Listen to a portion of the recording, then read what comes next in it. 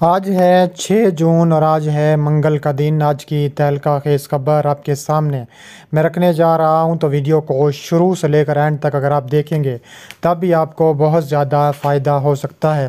روسی صدر کا امریکی نیٹو کو بڑا جھٹکا، چین روس کا سخت ترین فیصلہ، نیٹو امریکہ کے 500 جہازوں پر قبضہ کر چکا ہے، امریکہ کی چیخو پکار شروع ہو گئی ہے۔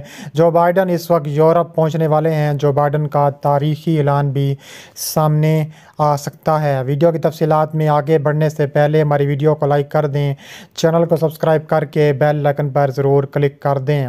ناظرین گرامی، 2021 فروری میں یوکرین اور روس میں جنگ شروع ہونے کے بعد امریکہ اور روس کے تعلقات خراب ہونا شروع ہو گئے تھے، اور اب یہ کیفیت ہے کہ روسی صدر کا امریکہ پر بم برسانے کا بھی اعلان سامنے آ سکتا ہے۔ روسی صدر کا امریکی نیٹو کو ایسا جھٹکا کہ امریکہ کے ہوش اڑ گئے۔ چین روس کا سخت ترین فیصلہ، نیٹو امریکہ کے 500 جہازوں پر قبضہ کر لیا گیا۔ امریکہ کا اس بارے میں کہنا ہے کہ وہ اپنے مغربی اتحادیوں کو ہر صورت اسلحہ لیں گے، ہم روس سے بالکل نہیں ڈرتے۔ انہوں نے کہا ہے کہ مغربی اتحادیوں کو یوکرین کو جدید ترین لڑاکا ہتھیاروں کی فراہمی کی اجازت دیں گے، جس میں امریکی ساختہ F-16 طیارے شامل ہیں۔ اس سے کیف کو بڑی حد تک تقویت ملے گی۔ قومی سلامتی کے مشیر جیک سلوان نے کہا ہے کہ صدر جو بائیڈن نے جاپان میں G7 سربراہی اجلاس میں اس فیصلے سے متعلق ہم منصبوں کو آگاہ کر دیا ہے۔ یوکرین نے طویل عرصے سے جدید طیارے حال کرنے کا خواہش مند ہے۔ اس کے علاوہ صدر ولادیمیر زیلنسکی نے اس اقدام کو تاریخی فیصلہ قرار دیا ہے۔ اس کے علاوہ یوکرین نے بارہا اپنے مغربی اتحادیوں کو روس کے خلاف جنگ میں مدد کے لیے جیٹ طیارے فراہم کرنے کے لیے لابنگ کی ہے۔ سنیچر کے سرکاری اعلان سے قبل صدر زیلنسکی نے کہا ہے کہ جیٹ طیارے آسمان میں ہماری فوج کو بہت زیادہ بڑھاوا دیں گے۔ انہوں نے مزید کہا کہ وہ ہیروشیما میں G7 سربراہی اجلاس میں اس منصوبے کے عملی نفاذ پر تبادلہ خیال کے منتظر ہیں، جہاں وہ اتوار کو پہنچیں گے۔ امریکہ یوکرین کو جدید لڑاکا ہتھیاریں فراہم کرنے کے بارے میں شکوک و شبہات کا شکار ہے۔ اس کی وجہ زمین پر فوجی مدد فراہم کرنے پر مذکور ہے۔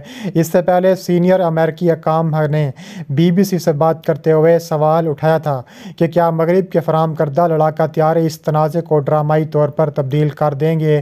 صدر جو بائیڈن نے نامہ نگاروں کو بتایا ہے کہ وہ یوکرین میں جدید لڑاکا ہتھیاریں بھیجنے کو ابھی کے لیے مسترد کر رہے ہیں، لیکن جیک سلوان نے صحافیوں کو بتایا ہے کہ امریکہ نے کیف کو ہتھیار فراہم کیے ہیں کیونکہ ان کی میدان جنگ میں ضرورت تھی۔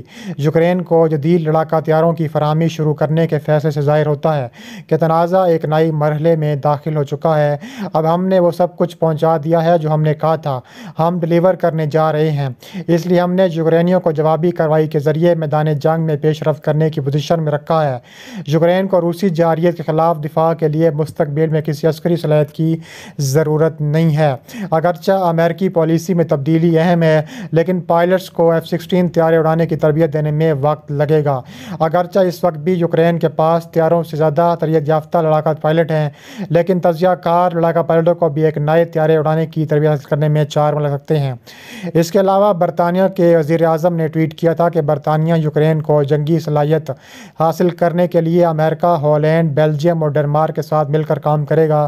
برطانیہ کے پاس خود F-16 طیارے نہیں ہیں۔ ڈنمارک نے اعلان کیا کہ وہ بھی اب پائلٹوں کی تربیت میں مدد دے سکے گا، لیکن اس بات کی تصدیق نہیں کہ آیا وہ یوکرین کو کوئی جیٹ طیارے بھیجے گا۔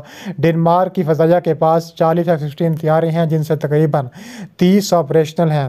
اس ہفتے کے شروع میں رشی سنک، ڈچ وزیر اعظم مارک روٹے نے کہا تھا کہ وہ یوکرین کو لڑاکا ہتھیاروں کی فراہمی کرنے کے لیے ایک بین الاقوامی اتحاد بھی بنائیں گے۔ روس کی جانب سے یوکرین کا حملہ ناکام بنانے، سینکڑوں فوجی مارنے کا ایک بار پھر دعویٰ کر دیا گیا ہے۔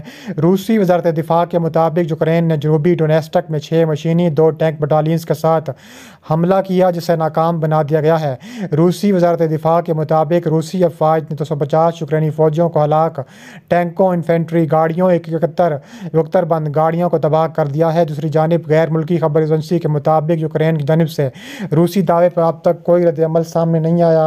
रूसी वज़ारत दिफा ने बताया है कि यूक्रेन ने जनूबी डोनेस्टिक पर बख्तरबंद गाड़ियों और टैंकों के साथ हमला किया। ये हमला बैक वक्त महाज जंग के 5 मकामात पर किया गया, लेकिन नाकाम बना दिया गया। रूसी वज़ारत दिफा की तरफ से जारी करदा बयान में मजीद कहा गया है कि जवाबी कार्रवाई में 250 से ज़ायद यूक्रेनी फौजी हलाक हो गए। कीव के दर्जनों टैंक और गाड़ियाँ तबाह व बर्बाद कर दी गईं। यहाँ बताया गया कि 16 टैंकों, इन्फेंट्री और 71 बख्तरबंद गाड़ियों को तबाह व बर्बाद कर दिया गया है।